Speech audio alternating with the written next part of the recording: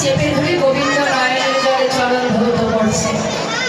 যখনই কিনা চোখের জল, গোবিন্দের চোখের জল সুদামার পায়ে পড়েছে, সুদামা বলছে কি ব্যাপার, আমার পায়ে জল কেন এলো? আকাশে তো মেঘ করেনি, কি করে পড়লো জল?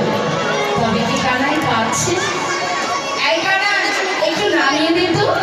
কেন ভাই, দে না, একটু নামিয়ে দে দেখি। যেই না নামিয়ে দিয়েছে, হঠাৎ গোবিন্দের চোখের দিকে তাকিয়ে দিচ্ছে, কানাই কাঁদছে। কানাই, আমাকে কাঁধে নিয়ে তুমি কষ্ট হয়েছে,